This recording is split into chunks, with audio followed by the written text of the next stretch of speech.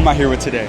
Jason Derulo. What was the most amount of money that you've made in a single year? Most amount of money that I've made in a single year, $30 million. For those that don't know, what industry did you decide to pursue a career in? So I started off in music. Music was my first foray into any kind of success. I was obsessed with music as a kid. Are you a business owner? I am. So I own about 13 businesses now. 13 companies. Yes, sir. What business has made you the most money? You'll never be able to guess. What business? Car washes. Car washes. Car washes. How many car washes do you own? So I own about 65 car washes now. 65 car washes. Why are car washes so profitable? Car washes are amazing because essentially owning a piece of land, right? So obviously you're going to be making money on that car wash every single day. Everybody washes their car. Their car is their pride and joy. Even during the pandemic, people were washing their cars. Ain't had nowhere to go, but still was washing their cars. It's the one thing that when we leave home is a representation of who we are and what our level of success is. So it's profitable from that standpoint, but also it just being real estate, As time progresses, it just appreciates in value, especially if you're able to make car washes like we've made, and we've just been able to just have way better customer service than everybody, and we pay attention to details. So every customer experience, we treat it like it's our last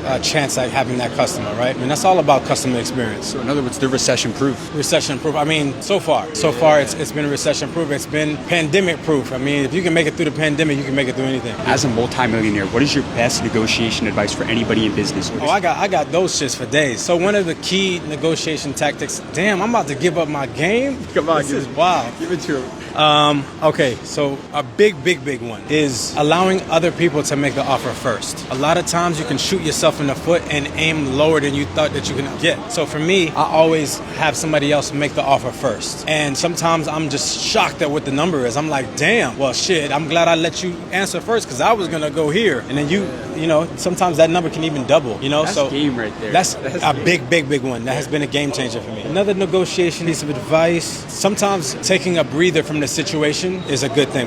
What I mean is, so you'll have a conversation, initial conversation, you'll have gotten their offer, then you reciprocate right with something higher, always, you always got to say something higher. Well, I was thinking more of this, and if you guys cannot come to an agreement, let a little time pass and then come back to the situation. Don't come back begging really quickly. I treat it as if it's a relationship almost, You can't be desperate. You cannot be desperate. Yeah. And I think, coming from a position of power is always the better route as opposed to coming in asking for something. How old are you now? 22, no, 37. 37. If you were to go back in time and have a conversation with your 20-year-old self, when you were starting from zero, what's the best piece of advice that you give to your 20-year-old self? What you're not changing, you're choosing. Break that down. If you feel like you're overweight and you're not doing anything to change that, you're choosing to be overweight. If you don't feel like you have enough money and you're not trying to change that, you're choosing to be broke.